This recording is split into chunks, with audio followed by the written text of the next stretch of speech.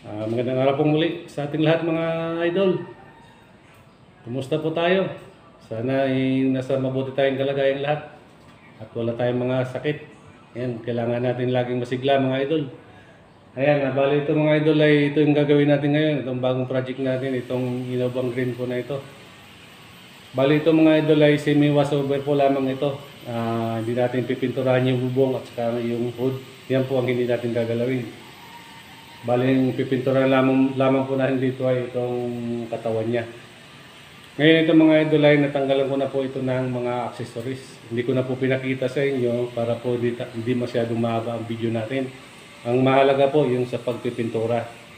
Ayan. Bali ito mga idol ay dilihain lamang po natin itong mga tama nito. Bali ito po ay nabilugan ko na po ang mga maliliit na tama, yung mga dent na maliliit. Bali lilihain na lang po natin yun. Tapos po mamasilya na po tayo. Papakita ko po sa inyo mga idol yung mga tinanggal natin bago tayo magsimula magliha at magmasilya.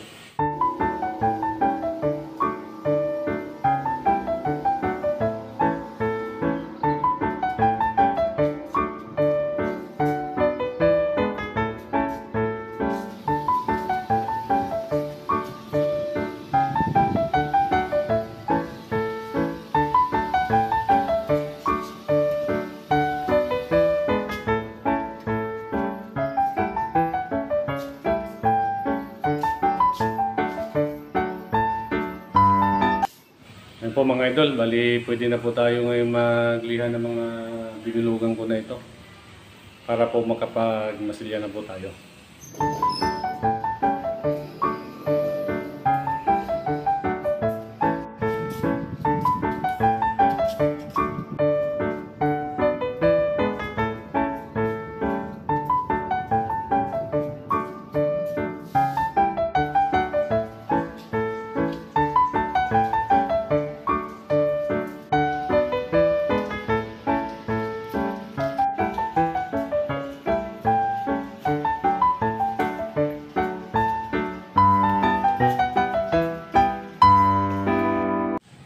Ayan po mga idol, bali tapos na po tayo magmasilya, tapos na rin po tayo magliha, tapos na rin tayo magdyaryo po. Hindi ko na po pinakita sa inyo yung pagliliha po mga idol dahil nakakapagod po tingnan, puro na lang tayo kuskus.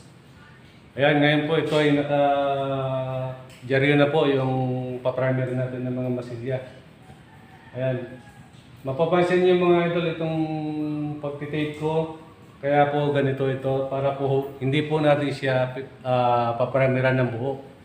Ayan, dahil po yung mga ibang panel po nito, maayos pa po ang pintura kaya wag po natin siya bubugahan ng buong primer pag tayo nagwa-wash over o di kaya dito semi wash over po itong gagawin natin. Kung mali lang po ang may masilya tayo, doon lang po tayo magbubuga ng primer o ultra primer o spray filler. Ayan po kasi kung yung mga panel po na maayos pa po siya tapos pa-primeran natin, wala naman dahilan po para primeran natin dahil maganda pa naman po ang pintura. Kasi pag na-primeran po natin yan, kakapal lamang po siya. Kaya mas maganda po pagka wala pa po siya, wala namang sira po yung orig na pintura. Pwede lang po natin, lilihain lang po natin na maayos, pwede na po natin yung kukulayan. Ayan, bali ngayon po mga idol ay pwede na po tayo mag-primer ng ultra primer po ang gagamitin natin.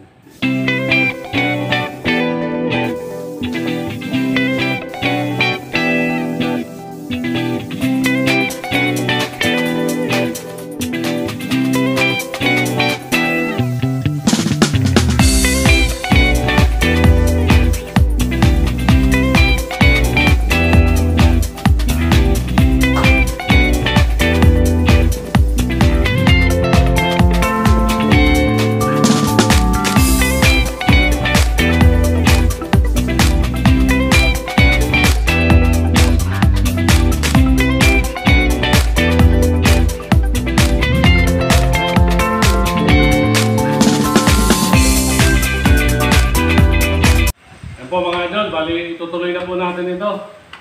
Dahil inabot po tayo ng ulan, puro ulan po araw-araw, kaya lang medyo gumandang panahon. Kaya yan, at least ito paano, natuyo ko na itong primer natin. Ayan, ngayon tutuloy na po natin mga idol. Bali pa-planchahin na po natin ito ng 320. Ayan, itong primer po na ito para mabilis po natin siya maliha. Tapos babaluan po natin ng 400.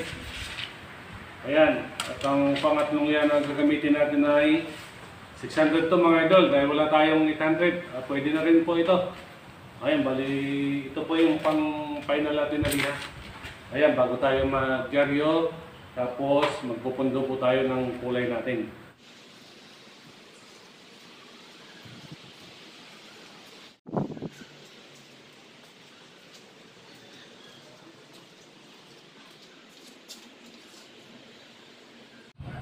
Yan po mga idol, tapos na po tayo mag-plancha nitong primer na ito. Nalihan na po natin ito ng 320, 400, saka 600. Ayan, bali naka-ready na po ito para mag-apply na po tayo ng dyaryo, magpadikit na po tayo ng dyaryo. Ayan po, dahil po ito ay semi-wash over po, ibig sabihin po, hindi po natin lahat ito bubugahan. Bali ang loob po nito, tatakpan po natin dahil maganda pa po ang mga loob nito. Ay, kaya yun ang ipapakita ko po sa inyo mga idol kung paano nga ba tayo magpadikit ng mga dyaryo sa loob o pagtitape. Ayun po mga idol, bali pag tayo po nagdyaryo dito mga idol, napapansin nyo po ito, yung pagitan na ito, itong kanto na ito, dahil ito po ay maganda pa. Ngayon po, ang pagtitape po natin, dito po tayo sa ilalim nito. Huwag po tayo sa taas dahil makikita po yung dugtungan ng tape natin.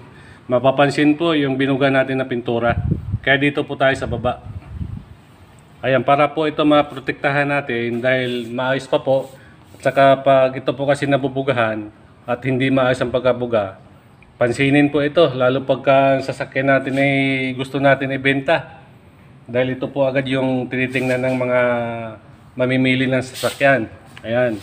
Ngayon, pagdating po sa pinto mga idol, ang pagtitape po dito, dahil ito po maganda pa. Ayan, maayos pa po.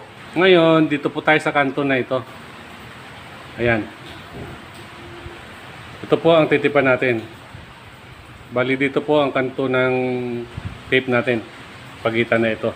Po natin mga idol, magpadikit po muna tayo dito sa salamin. Dito po natin ididikit sa salamin niya. Ayan. Para po ay hindi tayo mahirapan kasi pag dinirekta natin doon, mahirap po ikabit. Kailangan dito muna tayo.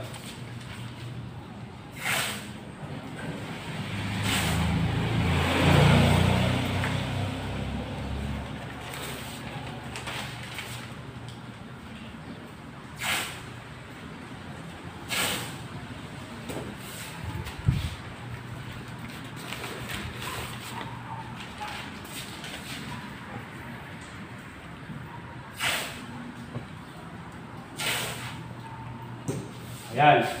Ngayon po, magtitape na po tayo doon sa dapat natin titipan. Ngayon mga idol, dito po tayo papadikit dito. Ang ilalim po dito po tayo, kailangan dito po natin paabutin ang tape natin. Kasi pag dito tayo sa taas, makikita po yung dugtungan ng tape natin at saka yung pintura. Ayan, ngayon ang gagawin natin ay ganito.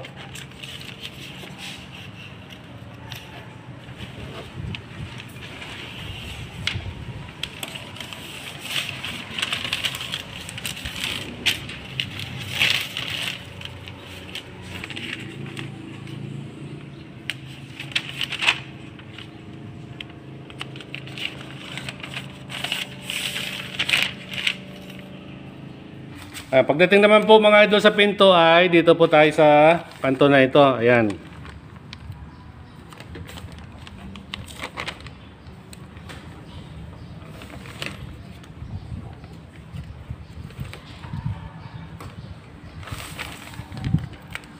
Hindi po natin kailangan na magpundo pa ng tape.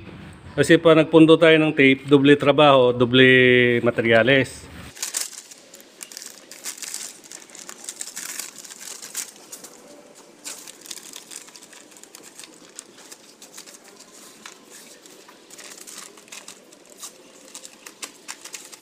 Ayan, ngayon sa bandang likurang pinto mga idol, ito sa quarter panel na po ito. Ayan, bali ang gagawin po naman natin ay ganito, dito tayo sa kanto na ito.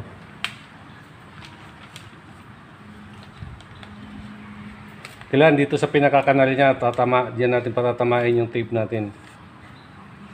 Dahil pag dito po, kakapalang labi medyo pangit ang dating. Pagkatapos po natin mabuga ito mga idol, pag natanggal po natin itong dyaryo niya, kailangan pagtapos natin magbuga, tanggalin agad po natin yung dyaryo tapos bugahan natin ng thinner, yung kantuhan nito para kumantay yung kanto ng pintura na binuga natin.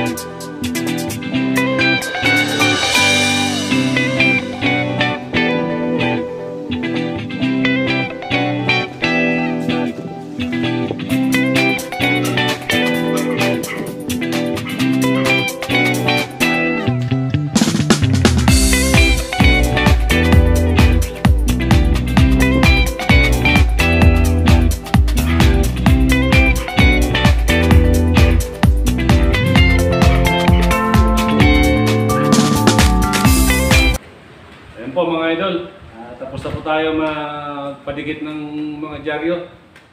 Pinakita ko po sa inyo kung paano po tayo mag-dyaryo sa pagitan ng pinto. Ayan, ngayon po, susunod po natin ay magpukulay na po tayo mga idol. Ipupunduhan po natin ito.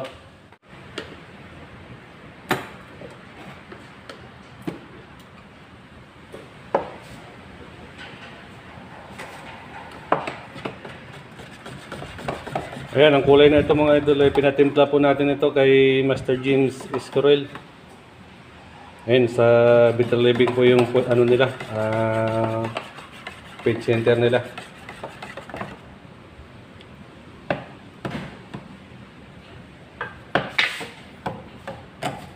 Ayan, bali magtitimpla lang tayo ng konti mga idol dahil pamundo lang naman ang gagawin natin.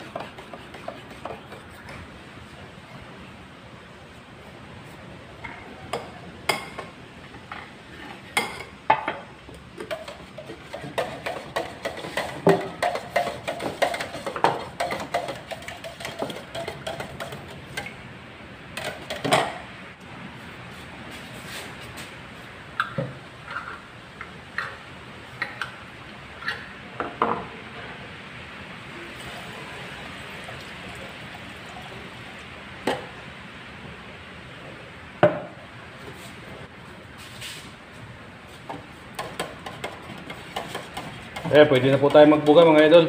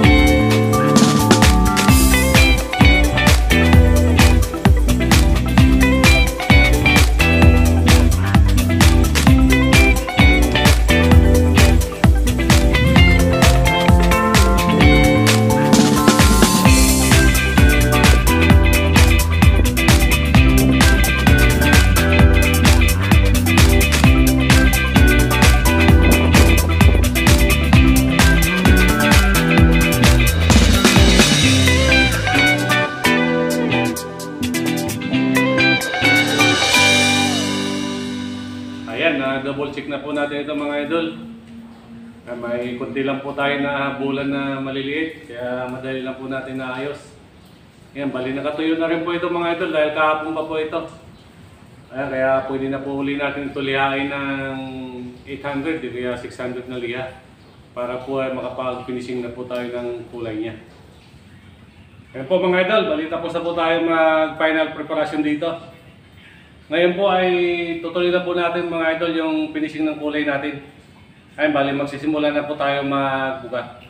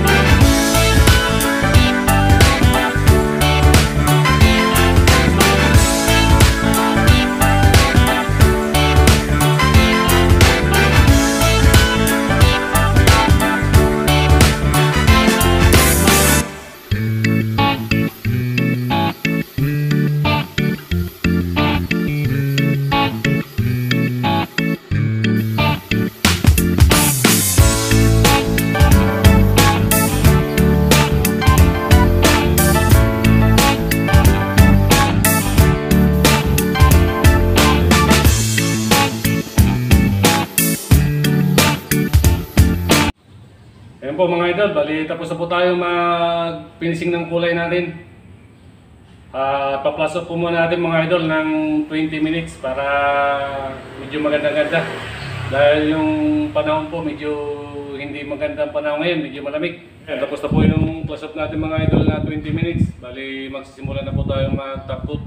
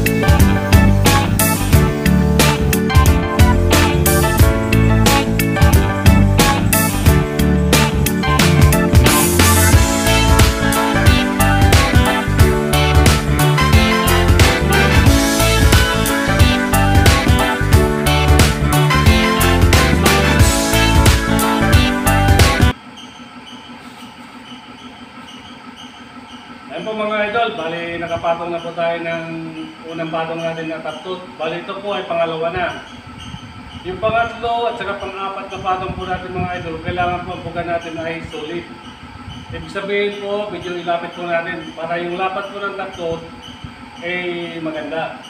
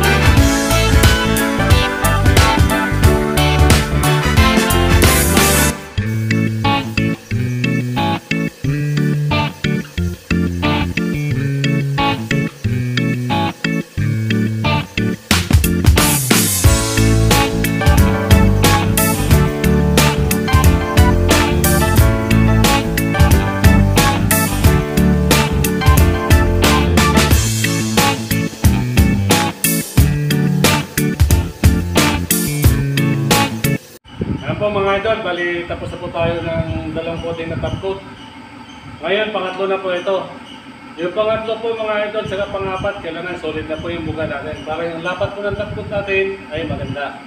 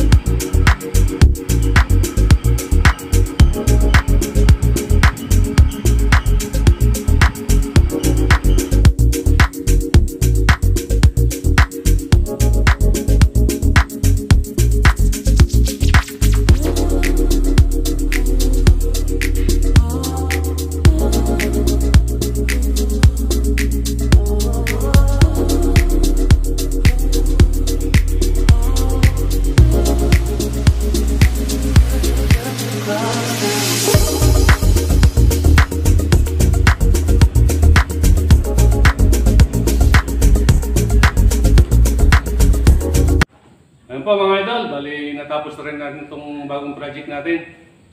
Ayan, bali hindi ko na po ipapakita sa inyo itong mga idol, yung pagbuo nito at pagbapping. Ayan, at maraming salamat po sa inyo mga idol. Kahit pa paano may dagdag konting kalaman po itong ginawa natin ngayon. Ayan, at shout out po sa inyong lahat mga idol. Hindi ko na po kayo isa-isahin. Saka maraming salamat po sa mga nanood ng video ko at sa mga nag-subscribe po. Ayan, maraming salamat po mga idol. At pagpalain po tayo ng ating mahal na Panginoon. Salamat po.